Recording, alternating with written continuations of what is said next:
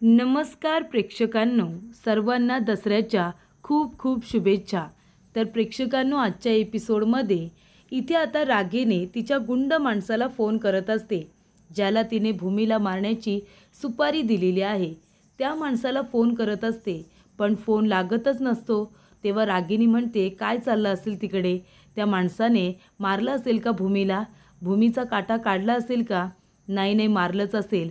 पण मग जर भूमीला मारलं असेल तर आतापर्यंत मला फोन का आलेला नाही आहे? आतापर्यंत फोन यायला हवा होता ना, की बाबा भूमीचं काम झालं म्हणून। तेव्हा प्रेक्षकांनो, रागिनी म्हणत असते, काहीही झालं तरीसुद्धा भूमी जिवंत राहता कामा नये। नक्की काय चाललंय ते बघायला हवं। तेवढ्यातच इथे आता रागिनी बाहेर येते। ती विचारत असते, काय गं मानसी, काय झालं? भूमी आली का घरी परत? आणि हे लोक कुठे गेलेत बरं सगळेजण? इथे आकाश कुठे, अथर्व कुठे आहे? तेव्हा मानसी म्हणत असते, आई, अथर्व आकाश भाऊजींबरोबर कुठेतरी गेलाय, ताईबद्दल त्यांना काहीतरी क्लू सापडलाय असं म्हणत होते। तेव्हा इथे रागिनी म्हणते, काय? भूमीबद्दल क्लू सापडलाय? नक्की काय झालंय? तेव्हा मानसी म्हणते, नाही मला नाही माहिती, पण त्यांना नक्कीच कुठला तरी क्लू सापडलाय। ताईच्या मागे हे जे ग्रहण लागले ते कधी संपणार आहे काय माहिती। तेव्हा प्रेक्षकांनो, इथे रागिनी म्हणत असते की या लोकांना काय बरं क्लू सापडला असेल? कुठे बरं गेले असतील सगळेजण भूमीला शोधायला? त्याचा तपास लावलाच पाहिजे। पण त्याआधी या भूमीचं काम त्या माणसानं केलंय की नाही ते बघायला हवं। काहीही झालं तरीसुद्धा भूमी जिवंत राहता कामा नये। आज तिचा खेळ हा संपलाच पाहिजे। ती पुन्हा पुन्हा तिच्या माणसाला फोन करत असते, पण फोन काही लागत नसतो। त्यामुळे इथे रागिनी आता टेन्शनमध्ये आलेली असते। रागिनी म्हणते, काही झालं तरीसुद्धा तिथे कुणी पोचायच्या आधी भूमीचं काम झाले की नाही ते मला बघायला हवं। आणि त्यासाठी ती घाईघाईने आपल्या गाडीमध्ये बसते आणि गाडी आता चालू करून घेऊन जात असते। पण प्रेक्षकांनो, गाडी काही चालू होत नाही। गाडी तिची इथे जणू काही बंद पडल्यासारखी झालेली असते। ती चालू करत असते, पण गाडी जागच्या जागीच उभी। तेव्हा प्रेक्षकांनो, रागिनी म्हणत असते, काय झालं आता ह्या गाडीला? गाडीला तरी सुरू व्हायला काय झालंय? ते म्हणतात ना, नकटीच्या लग्नामध्ये हजार विघ्न, तसं झालेलं आहे। ह्या गाडीला सुद्धा आताच नाक मुरडायचं होतं। आता मी कशी पोचणार आहे गोडाऊनपर्यंत? तेव्हा प्रेक्षकांनो, रागिनी आता गोडाऊनकडे जायला निघालेली असते, कारण तिला काहीही झालं तरीसुद्धा भूमीचं काम आजच्या आज पूर्ण करायचं आहे। आजच्या आज तिचं काम तमाम करायचं आहे, कारण भूमीच एक व्यक्ती आहे जी तिच्या रस्त्यामध्ये आरखुडा निर्माण करते। तिला जे काही हवं आहे ते भूमी तिला मिळू देत नाही आहे, कारण रागिनीला फक्त लुबाडायचं आहे। तिला कशासाठी इतका पैसा आणि प्रॉपर्टी हवी आहे काय माहिती, कुठे घेऊन जाणार आहे काय माहिती। म्हणजे इथे पण ते आयुष्य जगतेच आहे, तिला आकाश मान सन्मान देतोच आहे, पण तरीसुद्धा तिला इथे कशासाठी इतका पैसा हवा आहे, कशासाठी ती संपूर्ण प्रॉपर्टी तिला हवी आहे काही कळत नाही आहे। आता तिचं आयुष्य राहिले तरी किती, पण तरीसुद्धा प्रेक्षकांनो, रागिनी इथे तिचा कट कारस्थान काही सोडत नाही आहे। तेव्हा तिचा माणूस आता म्हणत असतो, या फोनला काय झालं आहे? फोनसुद्धा लागत नाही आहे मॅडमला। फोन करून सांगायचं होतं की इथे पोलीस नाकाबंदी आहे, जरीसुद्धा भूमीला मारलं तरी पण तिला घेऊन कुठून जायचं ते काही कळत नाही आहे। आणि जर मी आता मारलं आणि इथे नाकाबंदीमुळे कुठे जाताच आलं नाही तर इथे डेथ बॉडीचा वास सुटेल। नाही नाही, पण नंतरला काय होणार आहे त्याचा आत्ता विचार मी का करू? आता मॅडमने जे सांगितले ते करायला हवं, नाहीतर आज जी परिस्थिती दीपकची होती तशी माझी व्हायला वेळ लागणार नाही। काही झालं तरीसुद्धा भूमीला मारलंच पाहिजे। त्यानंतर प्रेक्षकांनो, इथे आता आकाश, त्याचबरोबर अथर्व आणि इथे अभिजित तिघेजण भूमीला शोधायला आलेले असतात। तेव्हा इथे तिघांनी 3 रस्ते पकडलेले असतात भूमीला शोधण्यासाठी। तेव्हा इथे आता अभिजितला जी गल्ली दिलेली असते त्या गल्लीतून अभिजित पुढे येतो आणि तिथे तो टेम्पो त्याला उभा दिसतो। त्याच्यावरती प्रेमचंद टेम्पो सर्व्हिस असं लिहिलेलं असतं। तेव्हा त्याला आठवतं, त्याच्या मित्राने सांगितलेलं असतं की लाल आणि निळी बॉर्डर आहे, त्याच्यावरती प्रेमचंद असं काहीतरी नाव आहे। म्हणजे इतकं काय मला जास्त दिसलं नाही, ओझरतं दिसलं, पण त्याच्यावरती असं नाव देखील होतं। त्यामुळे प्रेक्षकांनो, तो गुंड माणूस विचारतच असतो की भूमीला मारू की नको मारू? रागिनी मॅडमजवळ बोलणं झालं असतं तर बरं झालं असतं, पण आता फोन पण बंद झाला आहे, फोन पण माझा लागत नाही आहे, त्यांच्याबरोबर कसं बोलणं करू? तेव्हा प्रेक्षकांनो, पुन्हा तो माणूस म्हणतो की नाही नाही, काही झालं तरी मारलंच पाहिजे। रागिनी मॅडमने जे सांगितलं ते केलंच पाहिजे, नंतर पोलीस केस वगैरे होईलच, पण ते सगळं मॅडम निस्तरतील ना, मी जाईन पळून। त्यानंतर प्रेक्षकांनो, इथे आता अभिजित बघतो तर तिथे त्याला तो टेम्पो दिसतो. तो लगेचच आकाशला फोन करतो आणि म्हणतो, मी तुला लोकेशन पाठवतोय, त्या लोकेशनवरती तू आणि अथर्व दोघेही लवकरात लवकर या. त्यामुळे प्रेक्षकांनो, अभिजितने लोकेशन पाठवल्यानंतर लगेचच त्या ठिकाणी आकाश, अथर्व हे दोघे जण येतात आणि मग ते दोघे म्हणतात की टेम्पो तर इथे आहे, पण टेम्पोमध्ये भूमी नाही आहे. भूमीला ते लोक कुठे घेऊन गेले असतील? तेव्हा आकाश म्हणतो, अरे पण इथे किती गोडाऊन आहेत, बहुतेक 200 गोडाऊन आहे तिथे. आता कुठल्या गोडाऊनमध्ये भूमीला शोधायचं? हा एरियासुद्धा खूप मोठा आहे आणि गोडाऊनसुद्धा खूप आहेत. तेव्हा प्रेक्षकांनो, इथे आता आकाश म्हणत असतो की गोडाऊनमध्ये कुठल्या भूमीला ठेवलं आहे हे आपल्याला चेक करायला हवं. तेव्हा एका गोडाऊनमध्ये आता आकाश, अथर्व आणि अभिजित आलेले असतात. त्याच गोडाऊनमध्ये पण आतल्या बाजूला इथे भूमीला त्या गुंड माणसाने किडनॅप करून ठेवलेलं असतं आणि तो विचार करत असतो की आता भूमीला मारायचं आणि मग काय व्हायचं ते होऊ दे. पोलीस कंप्लेंटचा जो काही प्रकार असेल तो सगळा रागिनी बघून घेईल, असं त्याचं म्हणणं असतं. त्यानंतर प्रेक्षकांनो, आकाश म्हणतो, एक काम करा अभिजित, अथर्व, तुम्ही दोघेजण जा बाहेर आणि आजूबाजूला जेवढे गोडाऊन दिसतील ना तेवढे चेक करा. हे गोडाऊन मी चेक करतो. त्यानंतर प्रेक्षकांनो, त्यांना बिचाऱ्यांना लांब लांब पाठवून इथे आता आकाश त्याच गोडाऊनमध्ये भूमीला शोधत असतो. भूमी, अगं कुठे आहेस तू? भूमी, अगं कुठे आहेस तू? असं म्हणता म्हणता त्याचं लक्ष एका बाजूला जातं. बाहेर असे बॉक्सेस वगैरे लावलेले असतात, पण ते बाजूला केल्यानंतर आतमध्ये एक दरवाजा असतो आणि त्याच्या आतमध्ये अजून एक रूम असते. त्या गोडाऊनमध्ये इथे आता भूमीला ठेवण्यात आलेलं असतं. तिथे आता आकाश धावत पळत येतो. त्याला तो दरवाजा दिसतो. तो उघडून तो आतमध्ये शिरकाव करतो आणि म्हणतो, भूमी कुठे आहेस तू भूमी? तेव्हा प्रेक्षकांनो, इथे आता आकाशला असं वाटतं की समोर कुणीतरी लपलेलं आहे आणि तेव्हा इथे आकाश हाक मारत मारत पुढे निघून जातो आणि म्हणत असतो, भूमी, अगं कुठे आहेस तू? पण इथे आता तो माणूस बाहेर यायला काही तयार नसतो. पण इथे बॉक्स पडल्याचा आवाज आल्यानंतर आकाश पुन्हा त्या ठिकाणी येतो. तेव्हा तो माणूस आकाशच्या हातावरती इथे आता लाकडाचा जोरात फटका मारतो. तेव्हा इथे आकाश मागे जातो आणि मग दोघांमध्ये इथे फाईट सुरू होते. तो माणूस बाहेर येतो आणि आकाशवरती सुद्धा हल्ला करतो, आकाशला मारण्याचा प्रयत्न करत असतो. त्यानंतर प्रेक्षकांनो, इथे आता आकाश त्या माणसाला पकडतो आणि त्याला बेदम मारायला सुरुवात करतो. तेव्हा प्रेक्षकांनो, इथे तो माणूस म्हणत असतो, इथे काय करतोयस तू? निघ आताच्या आत्ता इथून जा, निघ म्हणतोय ना. तेव्हा आकाश म्हणतो, तू कोण आहेस? कोण आहेस सांग, आणि इथे काय करतोयस? आणि माझी भूमी कुठे आहे? कुठे आहे माझी भूमी? पण प्रेक्षकांनो, इथे आता तो माणूस काही सांगायला तयार नसतो. तो इथे आकाशवरती हल्लाच करत असतो, कारण आता तो फसलेला असतो. भूमी तिथेच असते, पण आकाशला सत्य समजलं. त्याच्यामुळे त्या माणसाला बघितल्यानंतर आकाशने आता बाहेर जाऊन चेहऱ्याचं वर्णन केलं किंवा काय आहे सत्याचं सांगितलं, तर माझं काही खरं नाही हे आता आकाशला मारत असताना त्या गुंडाच्या मनामध्ये आलेलं असतं. आता माझं काही खरं नाही, हे लोक मला पकडणार आणि मला मारणार आणि भूमीला सुद्धा शोधून काढणार. ही गोष्ट जर रागिनी पटवर्धनला कळली तर माझं काही खरं नाही आहे. जेव्हा तो माणूस इथे आकाशचा गळा दाबत असतो तेव्हा त्या ठिकाणी अभिजित आलेला असतो. अभिजित म्हणतो, आकाश, अरे सोड त्याला, सोड, तू जा बरं, तू भूमीला शोध, मी आहे ना इथे, मी या माणसाकडे बघतो. आणि तेव्हा इथे अभिजित येतो आणि त्या गुंड माणसाला पकडतो. नाहीतर तो तर चांगलाच इथे आता भूमीच्या आधी आकाशचं काम करणार होता, कारण आकाशचा गळा दाबत तो त्या ठिकाणी बसलेला असतो. पण त्या ठिकाणी अभिजित येतो, त्या माणसाला लाथ मारून बाजूला करतो आणि म्हणतो की आकाश, तू जा बरं, भूमीला शोध, भूमी जिथे कुठे असेल तिथे शोध जा, मी याला बघतो. आणि मग काय इथे अभिजित ज्या पद्धतीने त्या माणसाची धुलाई करतो, आता अभिजितसुद्धा त्याच रस्त्याला असतो, तो सुद्धा थोडीफार अशी गुंडगिरी करत असतो आणि त्याचा फायदा त्याला इथे झालेला असतो. बलदेवने चांगल्या पद्धतीने त्या माणसाला चांगलं धुतलेलं असतं. तेव्हा प्रेक्षकांनो, इथे आता आकाश इकडे तिकडे बघत असतो, भूमी कुठे आहे, भूमी भूमी, तरी पण भूमी काही आवाज देत नाही, तिला ड्रममध्येच टाकलेली असते ना. त्यामुळे प्रेक्षकांनो, इथे आता ड्रमवरती जो बॉक्स असतो तो बाजूला काढून ठेवला जातो आणि त्याच्या आतमध्ये भूमी असते. ती बेशुद्ध असते, त्याच्यामुळे आवाज काही येत नसतो. तेव्हा प्रेक्षकांनो, इथे आता आकाश म्हणतो, भूमी भूमी, तू ठीक आहेस ना? थँक गॉड तू शुद्धीवरती तरी आहेस. आणि आकाश तिला ड्रममधून बाहेर काढतो. ती इथे बेशुद्ध झालेली असते, कारण एवढा वेळ तिला कोंडून ठेवण्यात आलेलं असतं, त्यामुळे भूमी बेशुद्ध असते. पण आकाश तिला म्हणत असतो, भूमी प्लीज डोळे उघड ना भूमी, चल आपल्याला घरी जायचं आहे, इथून आपल्याला निघून जायचं आहे. तेव्हा इथे आकाश आता भूमी भूमी अशी हाक मारत असतानाच भूमी इथे त्याला आवाज द्यायला सुरुवात करते. ती म्हणते, आकाश आकाश तू कधी आलास? तेव्हा आकाश म्हणतो, भूमी चल उठ आता, आधी इथून बाहेर पडूया.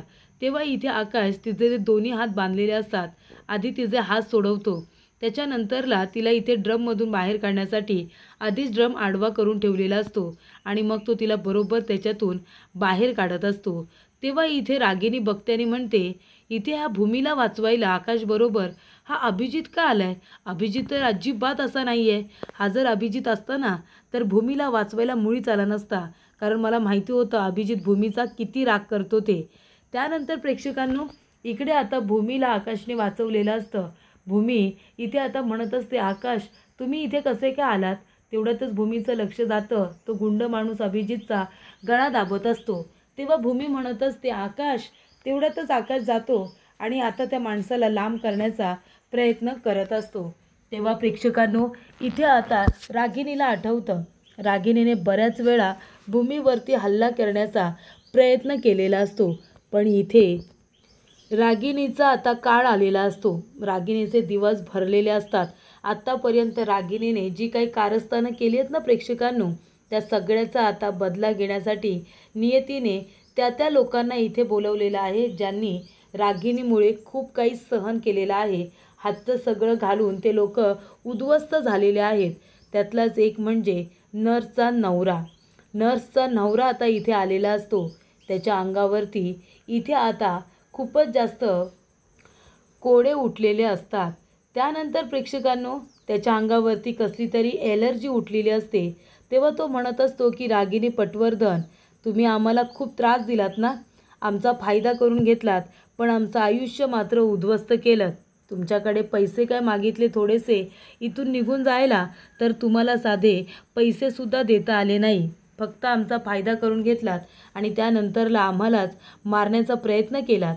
तेव्हा इथे त्याला आठवत असतं. तो म्हणतो, रागिनी पटवर्धन, सोडा माझ्या बायकोचा गळा, नाहीतर मी तुमचा गळा उडवून टाकेन.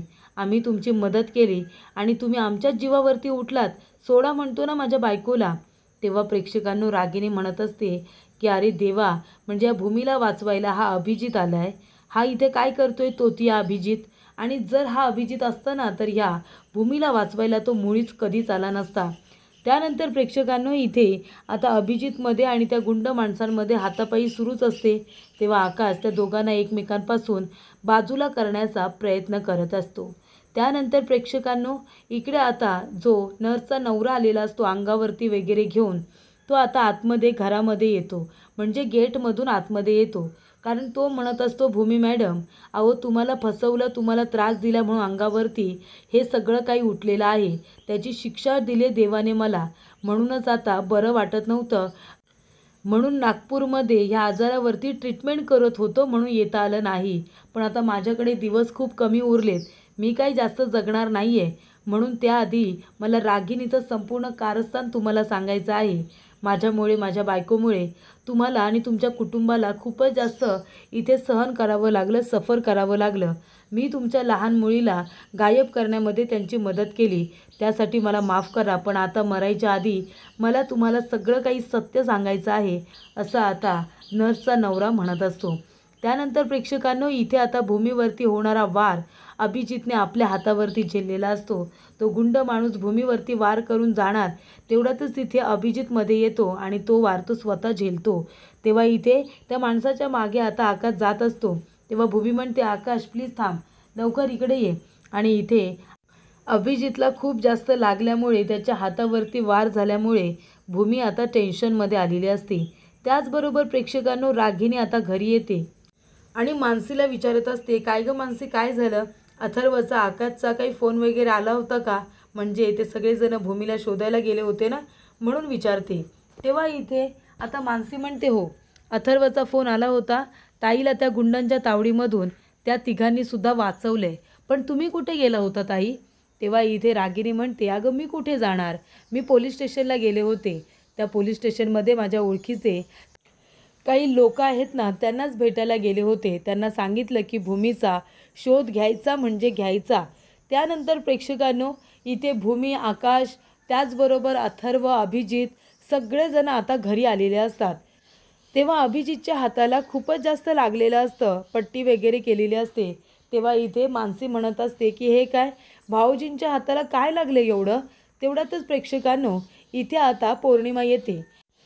पौर्णिमा म्हणत असते, अभिजित हे काय झालं तुम्हाला, तुमच्या हाताला काय लागले, ही ड्रेसिंग वगैरे केले, काय लागले सांगा अभिजित. तेव्हा अभिजित म्हणतो, अगं पौर्णिमा एवढं काही झालेलं नाही आहे. तेव्हा आकाश म्हणत असतो की पौर्णिमा, भूमीचा जीव आज अभिजितने वाचवलाय. भूमीवरती तो गुंड माणूस वार करत होता, हल्ला करत होता, तो वार त्याने स्वतःच्या हातावरती झेललाय. तेव्हा इथे भूमीला सुद्धा खूप छान वाटतं, जेव्हा तिच्यावरती येणारा वार इथे अभिजितने स्वतःच्या हातावरती झेललेला असतो. तेव्हा पौर्णिमाला बघा राग येतो. पौर्णिमा म्हणते, काय अहो कुणी सांगितलं होतं तुम्हाला हे सगळं करायला, कुणी सांगितलं होतं. मी तुम्हाला आधीच सांगितलं होतं ना, ह्या मुलीला मदत करण्याची काही गरज नाही आहे म्हणून. आणि भूमीसाठी तुम्ही स्वतःचा जीव धोक्यात घातलात. तुमचा स्वतःचा जीव धोक्यात घालून तुम्ही भूमीचा जीव वाचवलात. मला हे अजिबात पटलेलं नाही आहे, कळते का तुम्हाला अभिजित.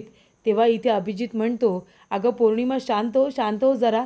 आत्तापर्यंत मी भूमी आणि आकाश यांना काही कमी त्रास दिलेला नाही आहे. अगं त्यांना जो काही मी त्रास दिला आहे ना, त्याच्यासमोर हा त्रास काहीच नाही आहे गं.